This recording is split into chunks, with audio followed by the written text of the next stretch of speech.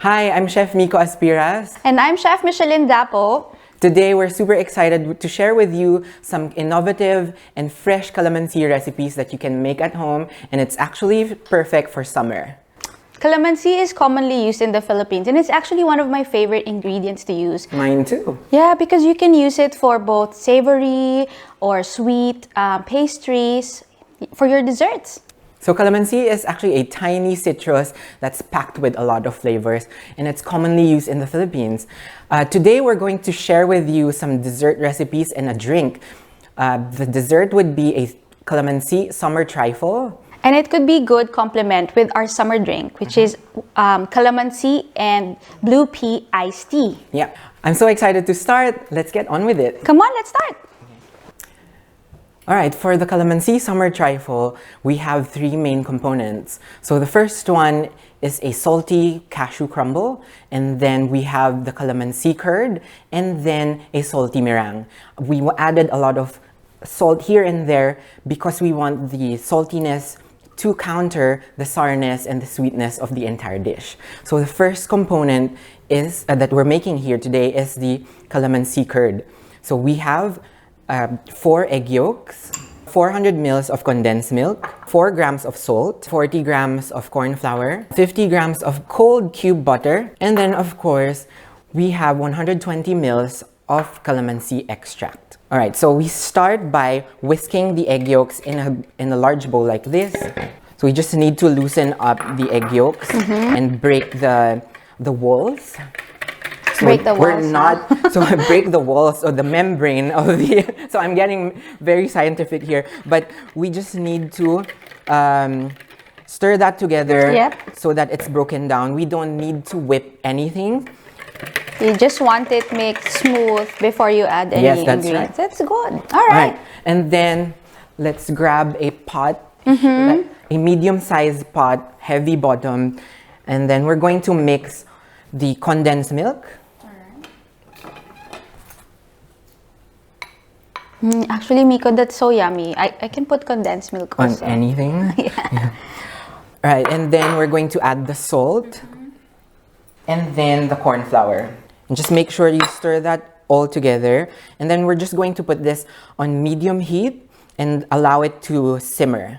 Now that the condensed milk is warm enough, we can start tempering the egg yolks. Okay. So all we need to do is just to pour a quarter of the total amount of condensed milk onto the egg yolks and just stir that together. All right.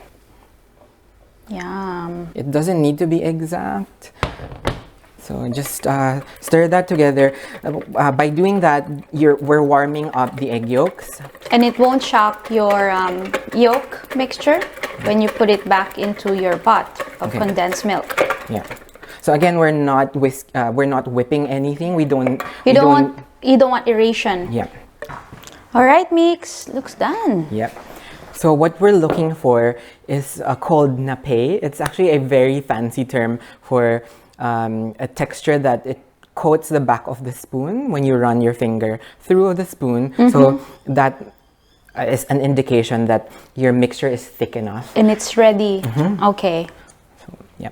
Okay, so next, of course, we need to add the calamansi extract. So just stir that together. This will thin out the mixture, but we have a thickener, which is the cold cube butter. So we add that in, stir that together until the butter is incorporated. All right. I love the smell of calamansi and butter and the milk together. It's just so intoxicating. So we need a large bowl and some ice to cool the mixture rapidly, or you can always just chuck this in the fridge and just allow that to cool down slowly.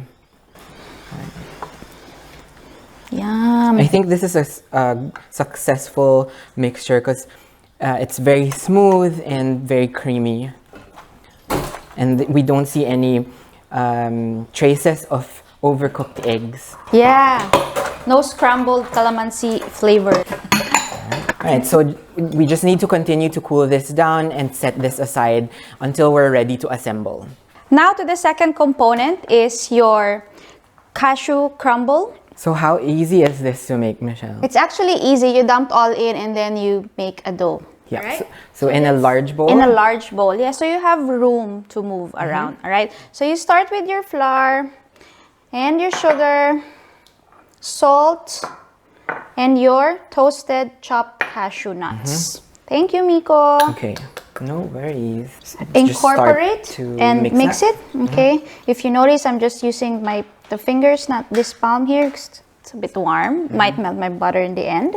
Okay. So now we can add the chilled cube butter. Okay. So it's important that your butter is chilled and it's cut uniformly. Yes, because the purpose of it chilled, you know, when you mix it together with your flour mixture, you don't want it to melt because you want to form a dough. Yeah. Right? So you're just gonna rub it in using your fingertips. So what the crumble does to our dish, to our trifle, it adds texture. And the nutty flavor from the cashew. Yes. I think the nutty flavor is important to balance the sourness and the saltiness of all the other components. So Yeah. you can also, of course, use a planetary mixer using a paddle attachment for this one when making a crumble, but I think it's just more organic this way. Yeah. And you can feel the dough and the butter, you know, if it's ready, yeah, just add Alright, so now we're going to add the milk. So that's 30 mils of fresh milk. All right. So this time around, it's going to be a little bit sticky. Okay. And then we're going to form it into a bowl. Yeah. So the bowl, the size of your palm. And then we're just going to wrap that in cling film. And then we're going to store that. Yeah, in the freezer. Yeah. So it sets out quickly. All right. All right. So I think this would make around 3 to 4 balls, depending on the size of your hand. If you're doing it that way, it's going to be 6. Yeah. So, yeah. All right. Making it smaller actually is a good thing to do because it freezes faster. Yeah. A lot faster. And my hands are small and I'm going to grate it. Right. So it's important to wrap it in cling film before we store this. Yes. So it keeps its shape. So it's all set, came from the freezer.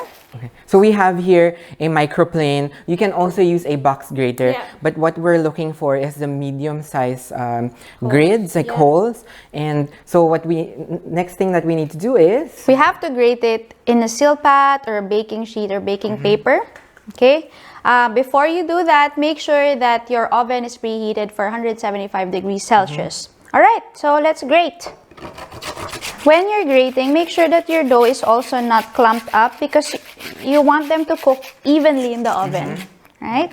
Because that will give you the texture that we're looking for. Yes. It's evenly crunchy. You can taste the nuttiness of the cashew and the flour and the butter all together. Yes. This is a good arm workout. Yeah. So we're gonna cook this in the oven for about 5 minutes, again for 175 degrees Celsius. Right. Miko, it's finished! Yay. Yeah. Looks so good. So I'm just gonna have this cool down for a while you make our last component, which is the salty meringue. Alright, for the salty meringue, okay, we will be needing egg whites from 4 large eggs, 90 grams castor sugar, 4 grams salt, and then a gram of cream of tartar. So all we need to do is just dump all of the ingredients in a large bowl. So Miko, we need to make sure that what if there's already yolks from what I've separated? How can we troubleshoot that?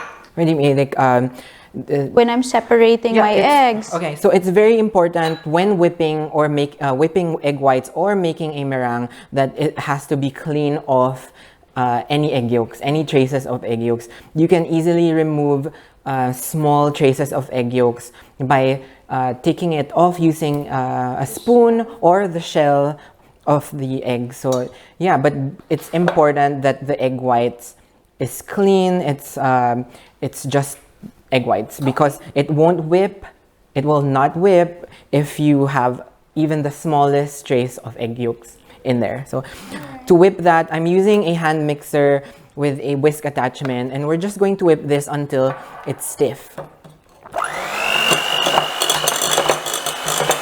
So this will take around 10 minutes. Okay.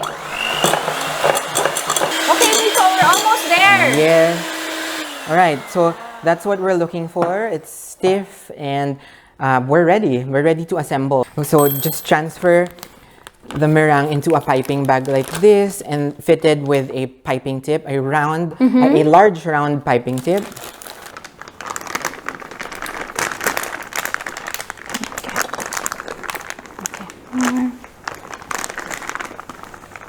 We need to snip off the tip of the piping bag. Now we're ready to assemble. Okay, Miko, so we're all ready. Here are all the 3 components for our summer calamansi trifle. Yeah. So we have the cashew crumble, which is cooled down, and we have it here in a bowl. Yeah. We also have the calamansi curd, which is cold already, and it's thickened, and then the meringue that we just whipped. Yep, the salty meringue. Yeah. So I'll start by putting probably two tablespoons of the crumble onto a glass. So we're using a wide mouth. Yeah, the wide mouth glass because you want to assemble your trifle without any mess. Yeah, and you want everything to fit in quite easily.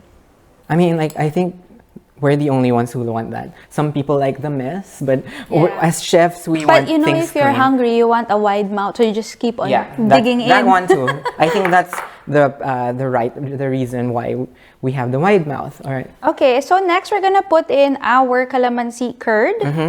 Okay, just I like mine with lots of curd. Lots of curd. You want me to pour all? So yeah, I'm going to put another layer of that crumble. Can I have extra crumble? Yes. Okay. Wow.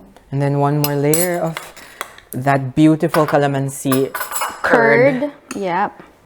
Before we put in our meringue. Okay. This is actually a fun activity to do with your kids, but just maybe make sure that all the components are ready, and then ask them to assemble it. and then have them pipe the meringue, and then you torch. Yeah.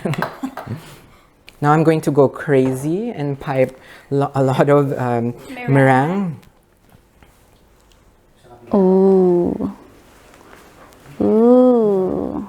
Okay, so now is the fun part, and it's the most impressive part, that we're going to use a blowtorch and just burn the top of the meringue. And this will give you a smoky flavor that will... Toasted smoky, Yeah, smoky flavor, toasted, and it's just a good flavor, final flavor component to our dish. So we're just going to torch that. Just be careful. Gently. Yeah.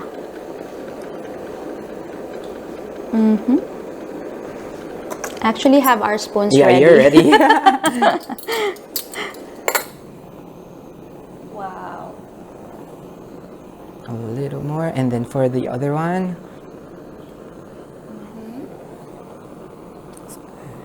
As you can see, I'm slowly turning the glass around so that we get an evenly toasted meringue.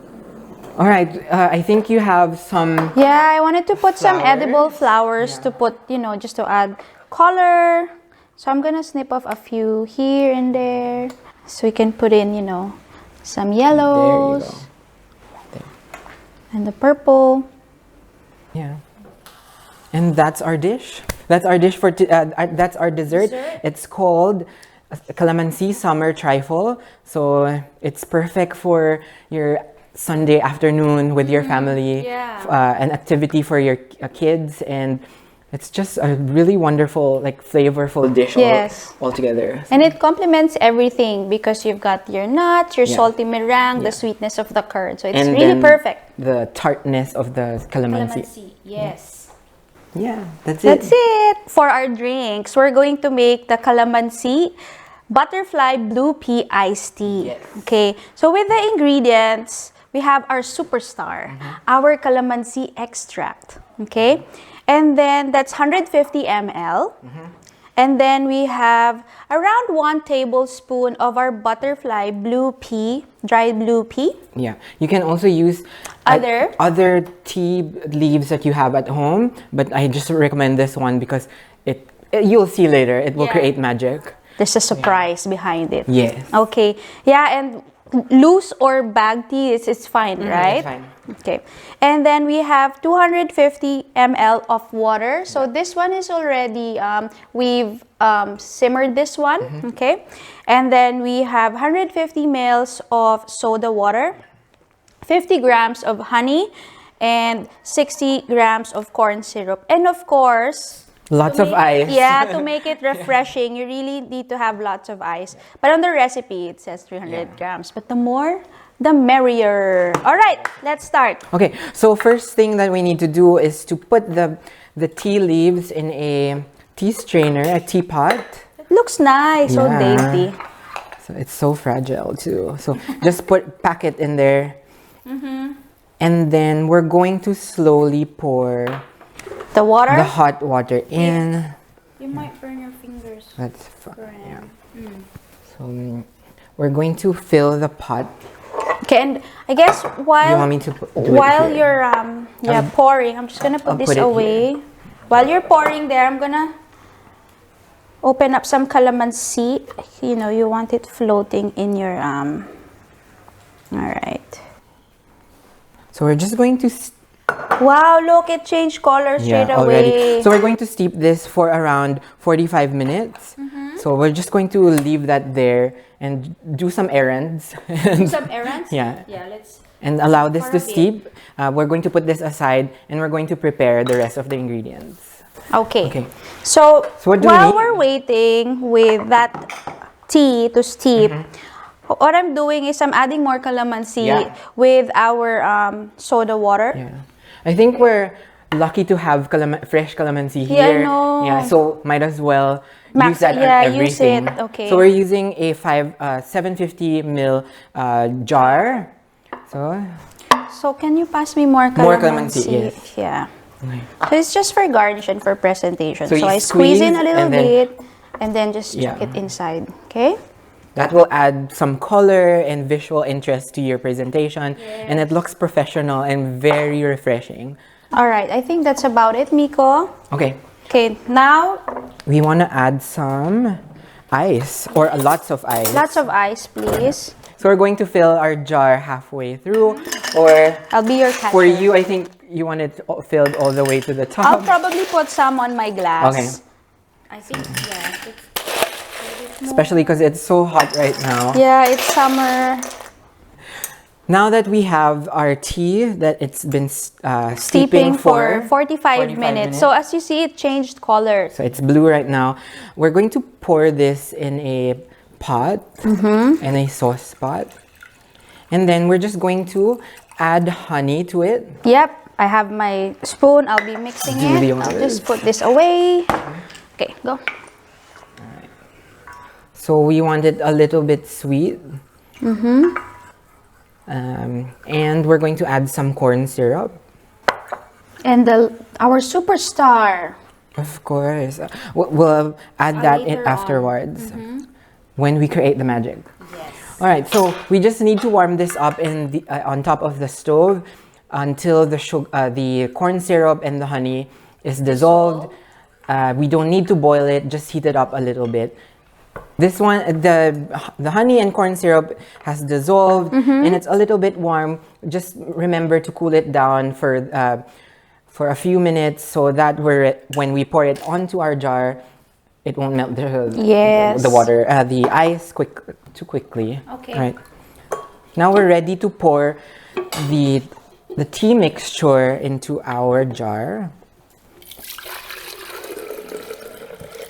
Look at that beautiful blue color. All right. Now, just put it there. All right, so we're going to pour the iced tea mixture, the blue butterfly pea iced tea mixture into our jar. And then look at that beautiful color. I think I need more ice. After you pour in the And then we have the soda water. Soda water, yeah. Just just a little bit to make it fizzle. Yeah. And so that's beautiful. And then come closer, camera. So this is pure 100% calamansi extract that we're going to pour. And I think this is just a stunning presentation for your guests, to impress your guests and your family. And the flavors. And the flavor as well, yeah. Citrusy. Yeah, and really fresh. Wow. Look at the layers. And then see, it turns into purple. And for me, I just serve, I want to serve it this way and then allow people to just enjoy that visual interest. I think we can add some more garnish to this. Yeah. So we have some fresh basil springs and rosemary springs. So just put that in there because that's cute. And then some basil. A bunch in there. And that's it. It looks nice. But before that, we need to stir the. I'm using the handle of a spoon, a wooden spoon. You can just serve it that way. That's cute too. Yeah, because eventually they're gonna stay. So just stir that because we want all the goodness to be like mixed together. Wow. Okay, and then allow me to pour some on your please. Glass cup.